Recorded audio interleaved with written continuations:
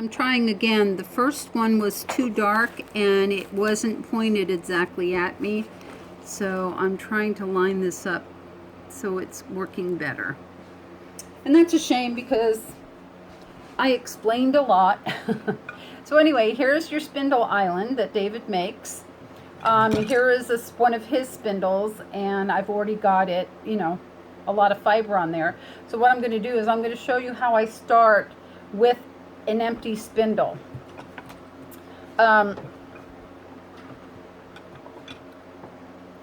Just a minute ago, I showed you on this. I got this one from Spanish Peacock. It is a Tibetan spindle. It's all hollowed out here. It is just gorgeous. And look how long this is. It's perfect for this. Okay.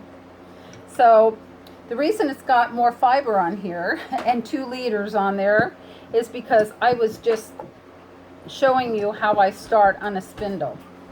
So I'll try it one more time and show you again. We're going to pretend there's nothing on here.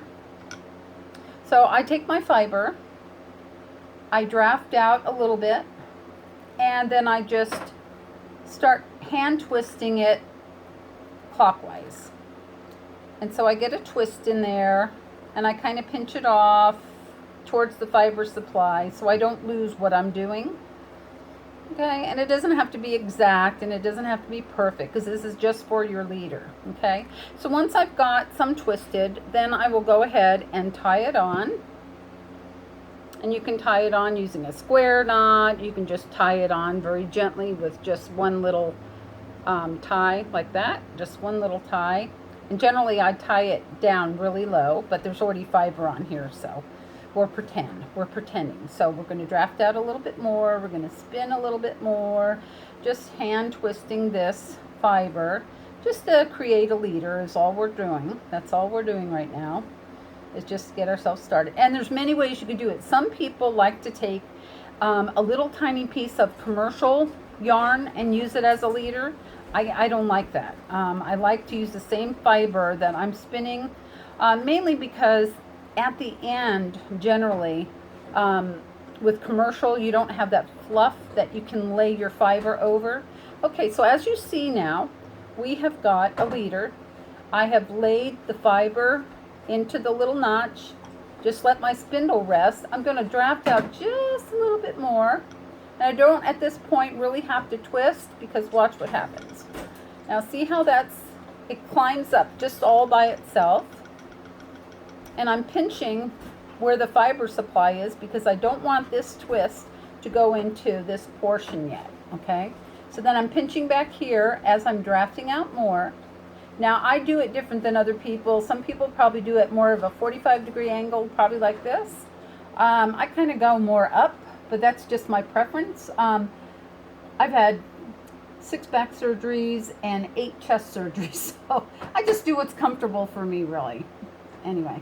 So let me just flick the spindle and we let the twist climb in there. And you see there's plenty of twist in there.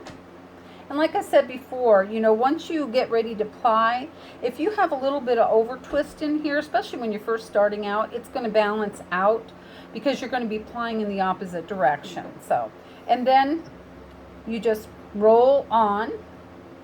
Up to a certain point, you want to leave yourself still a little bit of a leader. And once again, you start over. Okay, so again, Spanish Peacock, Tibetan, very long, lovely. I just love it. I'm sorry I can't remember the price of it. Another gal I am a repeat buyer from her is Azure Sky. Now these are 2 different sizes and weights, okay? They're essentially exactly the same size shaft. This is pretty heavy. I want to say this is probably like 1.85 or maybe it's even 2 something ounces. So this is a heavier whirl. What she started doing with these guys now, which I love, is she has made it so they can be both a top or bottom whirl. So you can spin it as a bottom whirl or a top whirl. And I didn't know how much into spindles you are, but if your spindle is not spinning true, it's a little bit wobbly, I think the Woolery has a really good tutorial on it, but, or no, Golding Fibers, because they're like the premier drop spindle makers. But you can take a pair of pointy nose pliers and very gently tweak your hook, and that will balance it out and make the wobble stop. Okay, so again, this is very long. You can use it as top or bottom whirl, and her prices are really good. I think they're like I want to say $26, $28, something like that. True Creations, he makes the kick spindle.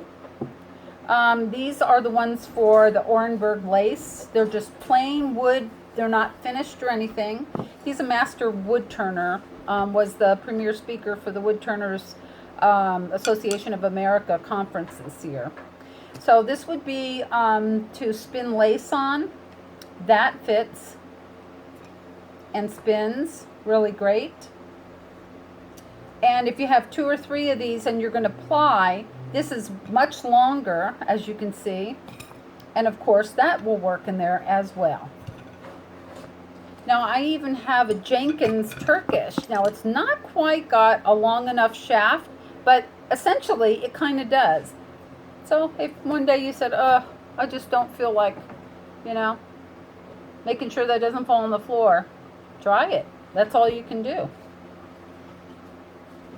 And I'm not sure if I just showed you these plying racks that are made by the Spanish Peacock. So if you have 2 or 3 of those, then you can, pull your fiber off and ply them together onto another spindle or onto a spinning wheel. So those are a bunch of different ones that I have that work. This one is from Snyder. That barely fits. This is huge. It's supposed to represent like the old 45 records that I had when I was a kid, and they had these plastic inserts. You put it in the middle of the record, and then you had to slide it down over the middle part of the record player. So, because the big albums already have the little tiny hole, and so this made the little hole for the 45 records. I don't know why they did it, but so anyway, that one happens to be tall enough for this. But because there's fiber all the way up at the top, it won't work. But anyway, if there's anything else I can do to help you, I'm trying to think if there's anything I forgot. I don't think so. You have a good day.